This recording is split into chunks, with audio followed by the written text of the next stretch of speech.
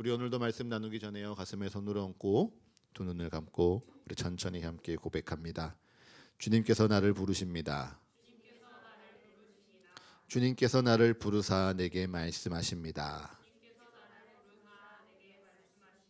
그 말씀에 능력이 있습니다. 그 말씀에 생명이 있습니다. 그의 말씀은 듣는 만큼 변화합니다. 말씀을 듣는 만큼 순종합니다. 이제 그 말씀 앞에 내가 섭니다. 이제 주의 말씀에 나의 마음을 열겠습니다. 주님 내게 말씀하여 주옵소서. 주님 우리로 듣게 하여 주옵소서. 아멘. 주님이 세례받으심을 기념하는 주님 수세 주일입니다. 지난주 저희 가족은요 오랜만에 가족 모임을 가졌습니다. 어머님과 누님의 생신을 겸해서요 함께 식사 자리를 가졌죠. 남도에서는 되게 유명한데요 낙지 요리 전문점이 있어서요 그곳에 다녀왔습니다. 그래서 산낙지부터 연포탕까지 정말 낙지를 물리도록 먹고 왔습니다. 그런데요 저희 가족에게 있어서 이 낙지는요 돌아가신 아버지를 생각나게 하는 소울푸드입니다. 아버지께서 살아생전에요 본인이 오늘 자기가 집에서 저녁을 못 먹으니까 산낙지 사오지 말라고 말씀하신 적이 있습니다. 그래서 저희 가족들은요 저희 아버지를 떠올릴 때마다 아버지가 계시면 우리 산낙지 먹으면 안 되는데 라며 웃음 반 그리움 반으로 아버지를 떠올리고 이야기하죠. 여러분에게도 이처럼 옛 추억을 떠오르게 하는 소울푸드 음식이 있으실지 모르겠습니다. 저에게는요 이 음식 말고도요 오늘 이사야서 42장의 말씀이요 2010년의 제 청년의 때를 떠올리게 하는 제 영혼의 소울푸드입니다. 2010년 처음으로 제가 이 목회의 부르심을 두고 기도하던 때입니다. 지금까지 열심히 했던 길을 다 접어두고 정말 나를 목회로 부르신 것이 맞나 고민하고 기도하던 때이죠. 고민하는 제게요 주변의 어르신들이 많이 이야기해 주셨습니다. 왜 좋은 길 내버려 두고 굳이 힘든 길을 가려고 하냐. 요즘도 목회라는 게 쉽지 않은데 앞으로 더 어려워질 거다. 목회 잘못 선택했다가 지금 목회하지 않고 택시기사하고 배추장사하는 사람들이 너무 많다.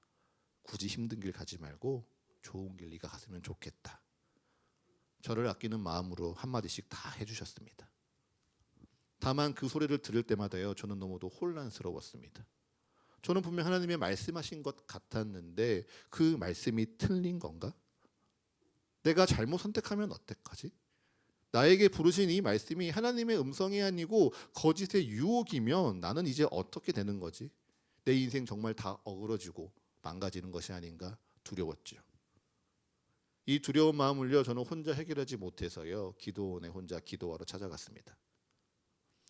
저희가 제가 다녔던 학교에서 운영하던 기도원이었는데요. 그 기도원은요 원래는 금식하면 안 됩니다.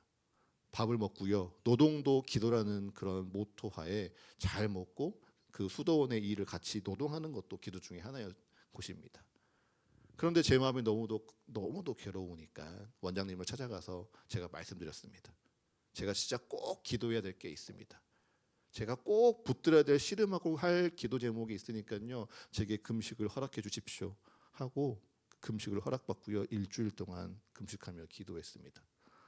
그렇게 4일째 되던 밤이었는데요 막막한 선택을 두고 기도하던 제게 주신 말씀이요 바로 오늘 이사야 42장의 말씀입니다. 그 당시에 신앙이 막 깊지도 않았고 성경을 통달하지도 않았는데 기도하던 중에 주님께서 번뜩 제게 말씀을 주신 게 바로 이 이사야 42장입니다. 그때 이 말씀을 읽고요 정말 네 길이 맞구나 제 마음이 안심하던 게 생각이 납니다. 특별히 이사야서 42장 1절의 말씀 내가 택한 사람을 보라. 이 한 말씀을 읽는데요 두려워하는 제 마음이요 다 사라졌습니다. 내가 하나님이 택한 사람인데 내가 이제 무엇을 더 고민하고 두려워하리요. 저는 그 시절 제 마음을 위로받았죠. 그럼에도 이사야 42장은요 제게 늘 숙제 같은 말씀이기도 했습니다. 왜이냐? 이어지는 2절과 3절의 말씀을 보면 저를 부르신 이 목회적인 상황과 너무 다른 말씀이 등장하거든요. 내용은 이렇습니다. 그는 외치지 아니하며 목소리를 높이지 아니하며 소리를 거리에 들리게 하지 아니하며 상한 갈대를 꺾지 않고 꺼져가는 등불을 끄지 아니한다 말씀하십니다. 이 말씀을 듣는데요, 너무도 이상했습니다. 하나님 저를 목회자로 부르셨잖아요. 그런데 목회자로 부르셨으면 외쳐야죠. 소리 질러야죠. 그래야 사람들이 하나님의 말씀을 듣고 모일 것 아닙니까? 그런데 소리 내지 말라니요. 입 다물고 어떻게 목회를 합니까? 소리 없는 아우성이야 문학적인 표현일 뿐이지 어떻게 내가 소리를 내지도 않고 외치지도 아니하는데 하나님의 목회를 할 수 있겠습니까? 제 안에 이해가 되지 않는 부분이 있었습니다. 저만 그러한가요? 여러분, 이 말씀이 참 이상하지 않습니까? 내가 소리치지 않는데 어떻게 주님의 말씀을 설득합니까? 내가 외치지 않는데 어떻게 나의 것을 주장할 수 있습니까? 세상에서는요, 목소리를 내야만 그제서야 내 것을 챙길까 말까입니다. 세상이 소리치면요, 나도 똑같이 소리치고 나도 외쳐야만 살아남을 수 있는 세상이죠. 지난 수요일에요, 이른 아침에 아이와 함께 어디를 가야 돼서요, 출근 시간대에 지하철을 탔습니다. 그 지하철 안에서요, 아이가 있으면 이 아이가 여기 있으니까 알아서 배려해 주는 것 없습니다. 사람들이 배려주지 않으니까요, 밀지 마세요, 여기 아이 있어요 말을 해야 그제서야 살아남는 게요, 세상의 이치입니다. 그런데 오늘 성경은요, 이런 세상과는 다르게 오히려 우리에게 외치지 말라, 소리 지르지 말라, 조용히 주께 순종하라 우리에게 이야기합니다. 주님이 세례 받으심을 기념하는 이 수세주일, 세례가 아닌 조용한 순종이라 말씀을 전하니 여러분 의아하실 수도 있겠죠. 하지만 오늘 하나하나 저를 따라서요, 말씀을 한번 살펴보도록 하겠습니다. 우리 마태복음 3장 한번 펴보도록 하겠습니다.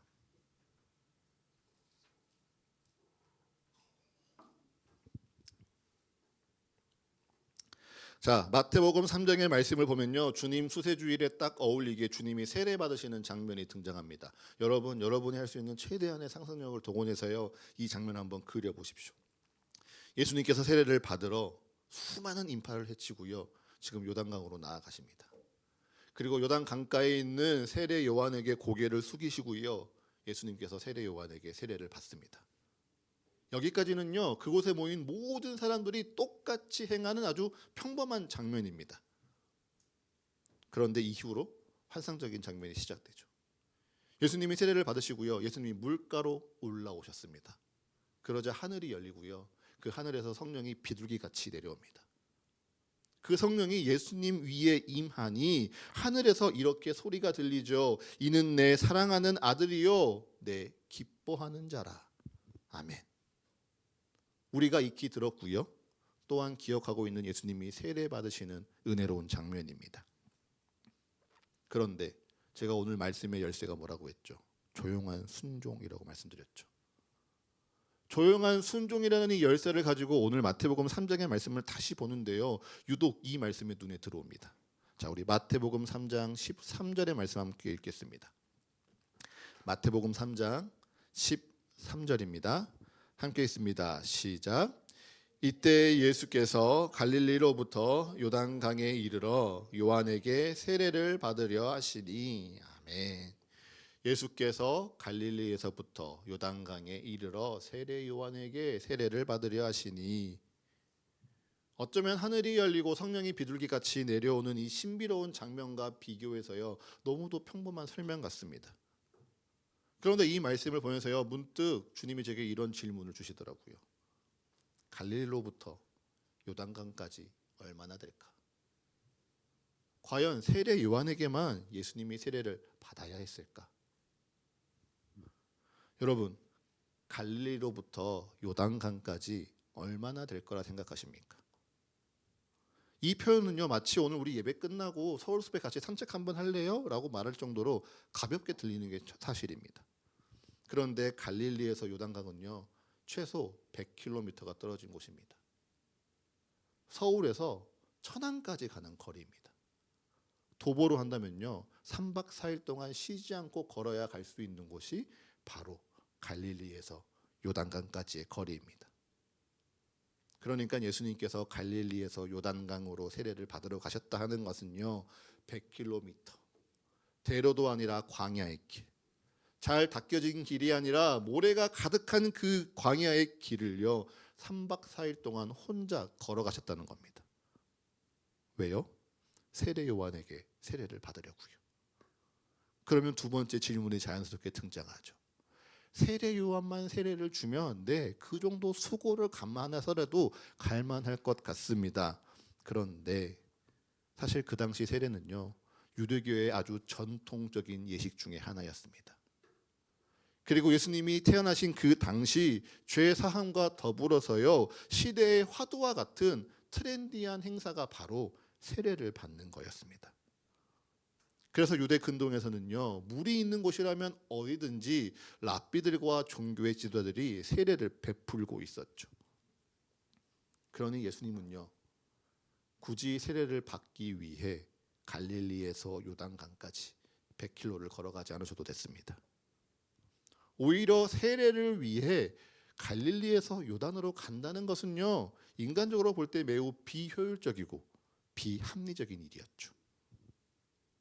그러나 마치 집 앞에 수많은 교회가 있음에도 우리가 이곳에 모여 예배하는 것처럼요 예수님도 그 먼 거리를 홀로 걸어가셔서요 세례 요한에게 세례를 받으셨습니다.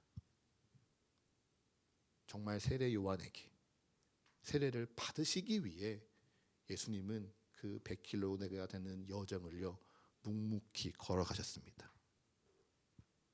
왜일까요? 그것이 바로 오늘 여러분에게 나누고 싶은 예수님의 세례의 의미입니다. 여러분, 예수님의 세례는요 단지 예수님 혼자 개인이 그리스도 된 자격을 증명하는 시간이 아닙니다. 예수님의 세례는요 예수님과 요한이 우리가 되어 하나님의 합당한 뜻을 이루기 위한 은혜의 연합입니다. 우리가 되기 위해 예수님은요 요한을 찾아가셨습니다. 우리 마태복음 3장 15절의 말씀 한번 같이 읽어보겠습니다. 마태복음 3장 15절의 말씀입니다. 함께 읽습니다. 시작. 예수께서 대답하여 이르시되 이제 허락하라. 우리가 이와 같이 하여 모든 의를 이루는 것이 합당하니라 하시니 이에 요한이 허락하는지라. 아멘. 여러분 15절에요. 우리가 이와 같이 하여 모든 의를 이루는 것이 합당하다 기록합니다. 여기서 제가 한번 퀴즈 한번 내보겠습니다. 우리는요 예수님이 이 땅에 오심이 구약의 말씀이 성취된 것이라 믿습니다. 그래서 예수님께서 이 땅 가운데요 병자를 고치시고 죽은 자를 살리시는 그 모든 역사와 기적 또한 구약의 말씀이 하나하나 이루어져 간 것이라 우리는 믿음으로 고백하죠. 그렇다면 예수님이 오늘 이 세례를 받으시며 공생애를 시작하는 이 장면도요 구약의 말씀에 기록이 되었을까요? 안 되었을까요? 자, 둘 중 하나죠. 기록되었다 손. 자신 있게 드시면 됩니다. 기록이 안 되었다 손. 모르겠다 얼른 답 알려달라 손. 네, 제가 답 말씀드리겠습니다. 놀랍게도요 예수님이 구약의 말씀 가운데 세례 요한에게 세례를 받아야 된다는 기록은 없습니다. 반대로요 세례 요한이 예수님에게 세례를 받아야 된다는 말씀, 세례 요한이 예수님에게 세례를 베풀어야 된다는 말씀은요 성경 가운데 있습니다. 이사야 40장과 말라기서는요 계속해서 주의 길을 예비하는 자, 주의 길을 준비하는 자에 대한 말씀을 계속해서 예언합니다. 그리고 구약이 예언한 이 주의 길을 예비하는 자에 대한 사명을요 하나님은 세례 요한에게 주셨지요. 그래서 세례 요한은요 예수님에게 세례를 베풀며 주의 길을 예비해야 되는 사명이 그에게 있었습니다. 예수님에게 세례를 베풀면서 내 뒤에 오시는 이가 더 크시니라. 나는 물로 세례를 베풀거니와 내 뒤에 오시는 이는 불과 성령으로 세례를 베푸시리라. 이 말씀을 이루어야 하는 사명이요 세례 요한에게 있었던 겁니다. 그래서 예수님이 굳이 100km를 걸어가서요 세례 요한에게 세례를 받으시는 겁니다. 세례가 예수님께서 혼자 내가 하나님의 아들이야, 내가 메시아의 자격이라 드러내는 것이었다면요, 예수님은 어디서 나가서 세례를 받으셔도 똑같이 기적 일어났을 겁니다. 하지만 예수님은 이 세례를 통하여 세례 요한과 우리가 되어서요, 하나님의 합당한 의를 이루시기 위하여 굳이 그 먼 거리를 걸어가셔서요, 세례 요한에게 세례를 받으셨습니다. 여러분, 이것이 얼마나 우리에게 큰 은혜입니까?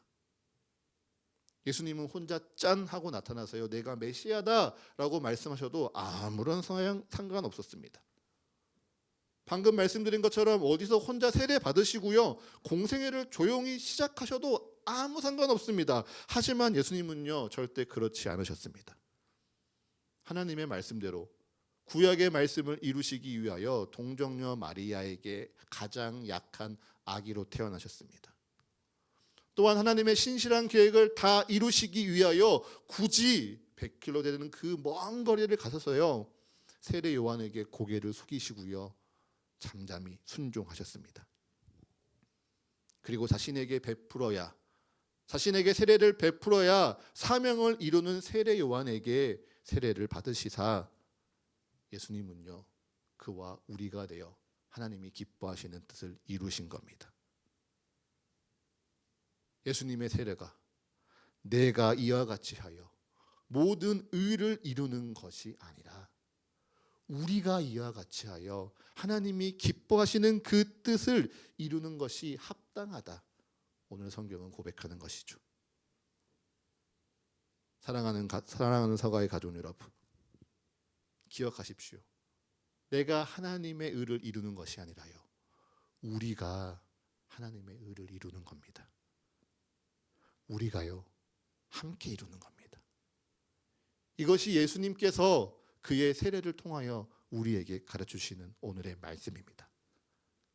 내가 어떻게든 잘해서, 내가 무엇인가 특별해서 하나님의 의를 이루는 것이 아니라 우리가 어떻게 합력하여 하나님의 의를 이룰 것인가, 그러기 위해 나는 불편하고 어려워도 어떻게 우리가 되어 함께 예배할 것인가, 주님은 세례 가운데 우리에게 물으십니다. 얼마 전요, 제가 회계사를 준비할 때 제 은사님이셨던 강사님의 최신 강의 영상을 하나 보게 됐습니다. 회계사를 수업을 하면요, 보통 1시간 동안 한 타임에 4시간 정도 연강을 합니다. 그러니까 오전 한 타임, 오후 한 타임, 저녁 한 타임이죠. 굉장히 연강의 시간이 길기 때문에 선생님들에게 꼭 덕목 중에 하나가 학생들의 눈이 조금 풀린다는 시점에 재미난 이야기를 해준다거나 날카로운 조언을 해주시는 게 선생님들의 덕목 중에 하나입니다. 오랜만에 그분의 강의 영상을 보니까 또 그러한 말씀을 해주시고 있더라고요. 그런데 내용이 이렇습니다. 그분은요, 나이가 들면 친구가 줄어드는 게 당연하다고 이야기했습니다. 어릴 때야 내가 힘이 없으니까, 내가 약하니까 나를 보호하려고, 나를 지키려고 더 많이 모이고 더 자주 함께 하려고 한다. 그런데 내가 힘이 있고 돈이 있고 가진 게 많아지면 가치 있는 게 오히려 불편해지고 번거로워진다. 그냥 마음 통하는 한두 사람만 있어도 인생 충분한 거다. 그러니 너무 애써 모이려고 고민하지 말아라. 혼자여도 괜찮다. 네가 잘하기만 하면 너의 인생 괜찮은 거다, 이야기해 주시는 영상이었습니다. 어쩌면 인생을 통찰하는 말 같습니다. 진짜 사람들은요, 나이가 들면 자연스럽게 모이는 것을 껄끄러워합니다. 그냥 내가 친한 사람 한두 사람, 내 마음에 맞는 한두 사람만 모이는 게 제일 편한 게 사실이죠. 굳이 사람을 많이 만나야 하나, 내가 또 관계를 열어야 하나 불편해하고요, 어려워합니다. 굳이 100km를 걸어가서요, 졸졸 흐르는 흙탕물 같은 그 요단강 가운데 수많은 사람을 비집고 들어가서 내가 한 사람을 만나는 일, 세상에서 제일 미련해 보이고 어리석어 보이는 귀찮은 일입니다. 그런데 예수님은요, 그 비효를요, 사랑이라 말씀하십니다. 내가 너희를 사랑하니 나는 너희를 위해 이 시간이 아깝지 않다 말씀하십니다. 그래서 세례 요한을 위해, 그리고 오늘 나를 위해 예수님은 그 비효율적인 거룩한 사랑에 순종하셨습니다. 그렇게 주님께서요, 오늘 나와 우리가 되셨습니다. 그리고 주님께서 우리와 우리가 되셨습니다. 이 시간 우리 함께 고백하기 원합니다. 저를 따라 한번 고백해 보시겠습니다. 주님께서 나와 우리가 되셨습니다.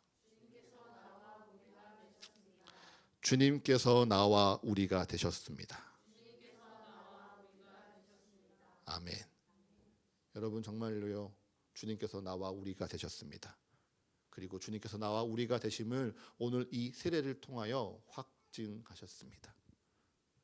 그렇게 오늘 주님이 세례 받으셨다, 세례 받으시고 주님이 메시아시구나, 감사하다, 오늘의 예배가 끝이 나서는 안 됩니다. 오늘 우리는요, 예수님의 세례를 기억하며 내가 예수님과 우리 하나된 공동체이구나 기억하는 겁니다.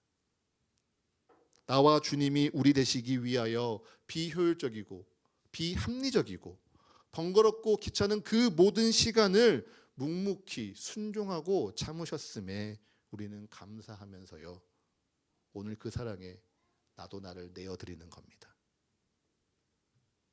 여러분 방금 말씀드린 것처럼 우리의 자아, 우리의 본능은요, 끊임없이 나를 혼자 있게 두려 할 겁니다. 내가 이상해서 그런 게 아니고요, 그게 본능입니다. 나 혼자 있으면요 편합니다. 조용히 있으면요 건드리는 사람도 있고 좋은 것 같습니다.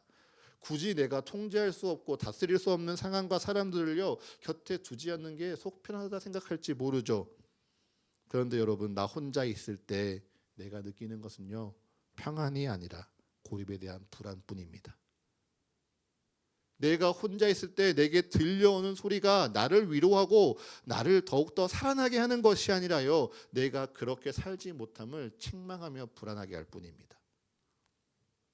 내가 혼자이면 내가 듣고 싶은 소리만 들어도 되겠지, 그 소리가 내게 득이 되겠지 생각하겠지만요, 여러분, 세상에서 들려오는 소리를요 나는 내가 컨트롤할 수 없습니다. 오히려 내 마음에 우려와 같은 그 소리 때문에요 나는 쉽게 낭망하는 게 현실입니다. 너의 필요를 증명해야 돼, 내 것은 내가 쟁취해야 돼, 내가 맞다고 소리쳐야 내가 살아남을 수 있어. 내가 살아남으려면 어쩔 수 없이 상한 갈 때는 꺾어버리고 꺼져가는 등불을 꺼버려야 유일하게 내가 남을 수 있는 거야. 소리치고 가르치는 이 세상 속에서요, 나 혼자 있으면요 불안하고 두려울 뿐입니다. 심지어 나 혼자 있으면요, 여러분, 하나님의 말씀도요 어렵고 불편할 때가 찾아옵니다. 오늘 시편 29편에 반복되는 단어가 하나 있는데요, 바로 여호와의 소리라는 단어입니다. 여호와의 소리가 힘이 있어서요, 위엄이 있고 백향목을 꺾으시고 화염을 가르시며 광야를 진동한다 말씀하십니다. 그런데 이 여호와의 소리가요 내게 위로가 되고 소망이 되는 게 아니라 나 혼자 있으면요 도리어 내게 짐이 되고요, 나에게 대한 공격이 됩니다. 마치 시내산 앞에 하나님이 임재하셔서 하나님이 말씀하시나 그 음성을 듣고 내가 죽을까 두려워하여 주님 말씀하지 마옵소서 거부하였던 이스라엘 백성들과 같이요, 나 혼자 있을 때 주의 말씀이요 불편해질 때가 분명히 있습니다. 그러나 우리가 되면요 그 모든 소리가요 주님의 사랑의 고백으로 변화되어지는 겁니다. 여러분, 우리 끝으로 마태복음 3장 17절의 말씀 한번 같이 읽겠습니다.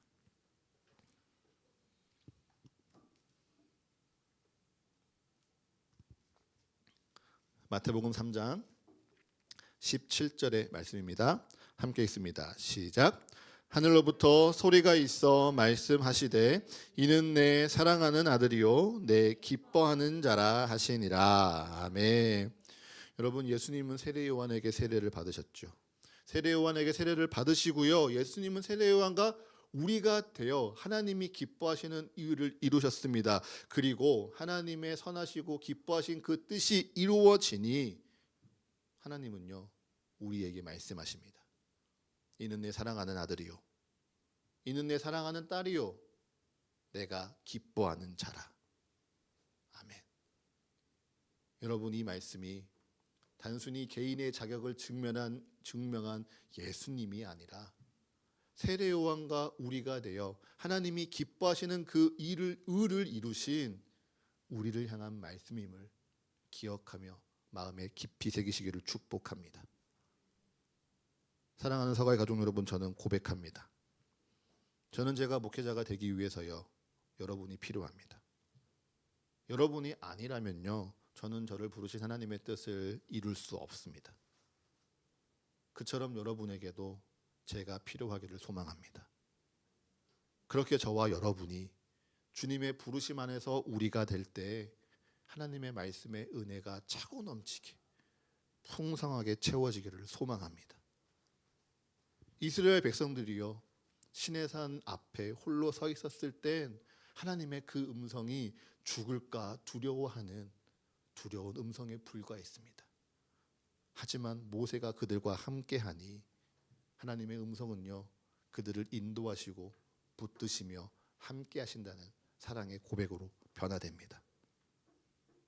그처럼 우리도요, 함께 예배하기를 힘쓰고 함께 주님 곁에 서 있으려고 우리의 시간을 주께 드릴 때 우리를 향한 주님의 말씀 앞에 너는 내 사랑하는 아들이라, 너는 내 사랑하는 딸이라, 내가 너를 기뻐하노라, 내가 너를 사랑하노라 말씀하시는 주의 음성을 함께 듣고 함께 기뻐하며 함께 예배하는 서가의 모든 가족들 되시기를 기도합니다.